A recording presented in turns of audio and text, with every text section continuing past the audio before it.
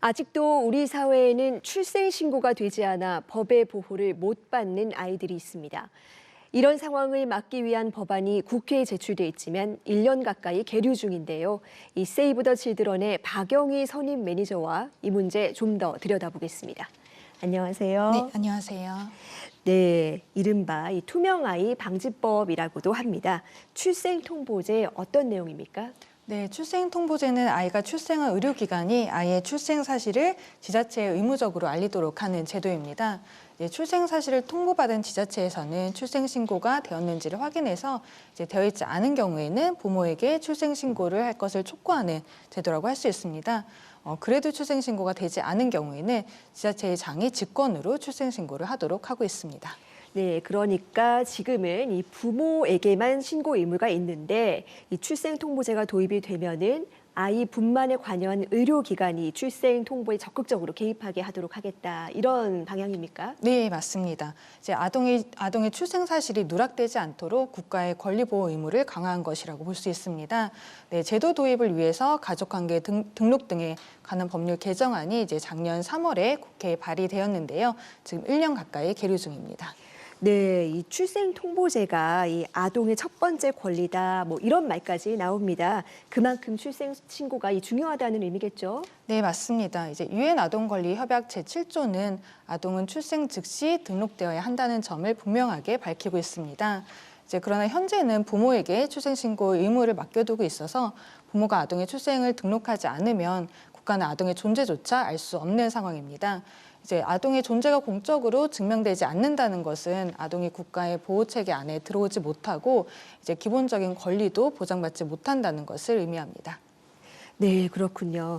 이렇게 출생신고가 되지 않아서 아이의 기본권조차 지켜지지 못한 다양한 사례 직접 보셨을 것 같습니다. 어떤 문제들이 있었습니까? 네, 어머니가 수감되어서 출생신고가 늦어진 한 아동의 경우가 있는데요.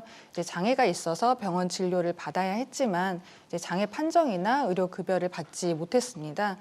또 통장을 개설하지 못해서 아동 수당이나 후원금 같은 각종 지원을 받지 못하는 경우도 발생하고 있습니다.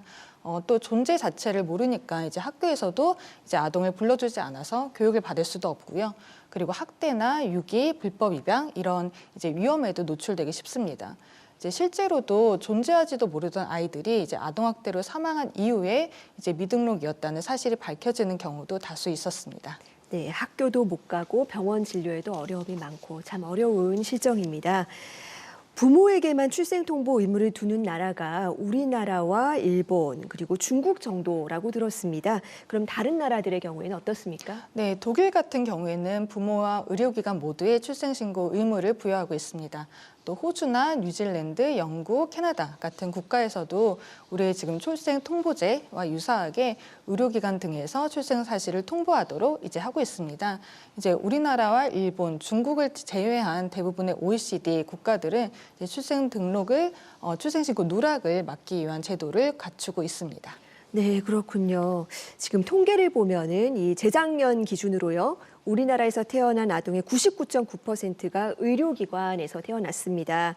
그렇다면 이 아이들만 좀 제대로 등록이 돼도 신고 누락을 좀 훨씬 줄일 수 있다는 얘기죠. 의료계의 반응은 어떻습니까? 네, 의료계에서는 업무 부담이나 개인정보보호법 위반 이런 우려를 들어서 제도 도입을 반대하고 있습니다. 그러나 개정안에서는 아동의 출생 정보를 통보할 때 기존 시스템을 통해서 의료기관의 부담을 줄이는 방안을 명시하고 있습니다. 또 현재 법안이 통과가 된다면 법령상 의무를 이행하기 위해서 개인정보를 수집하고 제공하는 것이 되기 때문에 개인정보보호법 위반 우려도 없다고 전문가들은 밝히고 있습니다. 네, 한편으로는 이 여성의 익명 출산을 돕는 보호 출산제를 병행해야 된다. 뭐 이런 얘기도 나옵니다. 전문가로서 어떻게 보십니까? 네, 보호 출산제는 어머니가 자신의 신원을 감춘 채 출산을 할 수 있는 제도입니다. 네, 유엔 아동 권리 협약에는 부모를 알고 부모에게 양육받을 아동의 권리를 분명하게 명시를 하고 있는데요. 이거를 침해할 우려가 있다고 볼 수 있습니다. 태어난 뿌리를 아는 것, 즉 자신의 정체성은 아동에게 최선의 이익인지 이것을 판단할 때 굉장히 고려되어야 될 굉장히 중요한 요소인데요. 이를 심각하게 침해하는 것이라고 볼 수 있습니다. 그러니까 아이의 입장에서 봤을 때는 그렇게 바람직한 방향이 네. 아니다라는 지적이셨습니다. 네, 맞습니다.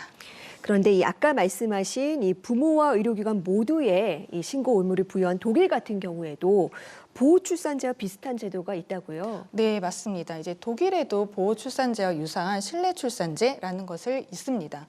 그런데 독일은 이제 모성보호제도나 아니면 미혼 싱글맘에 대한 사회적인 인식이 우리나라는 비교도 할 수 없게 굉장히 좋습니다. 또 실내 출산제를 실제로 시행한 이후에 이제 익명을 원하는 경우에는 이제 베이비박스나 아니면은 유기가 지속되었고 실내 출산 상담을 받은 이후에는 오히려 일반 출산을 선택하는 경우가 더 많은 것으로 이제 독일 정부의 조사 결과 드러나기도 했습니다. 그만큼 실효성이 높지 않았다는 것을 보여준다고 할 수 있고요. 또 아동의 권리를 심각하게 침해하는 이런 보호출산제나 실내출산제 같은 제도를 도입하는 것보다는 취약한 상황에 있는 임산부들이 적절한 지원과 이제 상담을 받을 수 있도록 하는 그런 환경과 제도를 마련하는 것이 우선시 되어야 한다고 생각합니다. 네, 그렇군요. 그렇다면 지금 현재 태어났지만 출생 신고가 이루어지지 않은 이런 아이들은 어느 정도 될까요? 네, 안타깝게도 이제 출생 미등록 아동이 현재 그 수가 얼마나 되는지는 현황조차 지금 파악하지 못하고 있는 실정입니다. 이제 베이비박스에 유기가 되거나 아니면 아까 말씀드린 것처럼 이제 아동학대로 신고가 되거나 이런 경우에 이제 출생 신고가 되지 않은 것이 드러나거나 아니면 우연히 이제 발견되는 경우가 대부분입니다.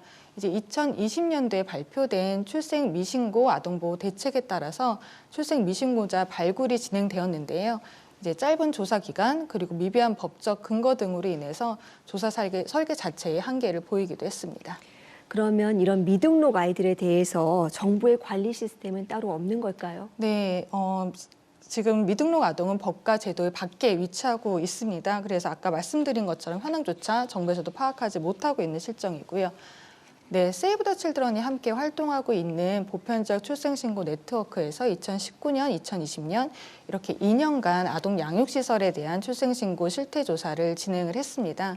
이 결과 출생신고가 되지 않은 채 보호된 아동이 146명에 달한 것으로 조사되었습니다. 이 중에 출생신고 의무를 진 지자체장이 출생신고를 한 경우는 단 한 건도 없었고, 이제 출생신고를 하지 못한 채 이제 시설에서 가정으로 돌아가서 이후 상황을 파악하지 못한 경우도 이제 발견할 수 있었습니다.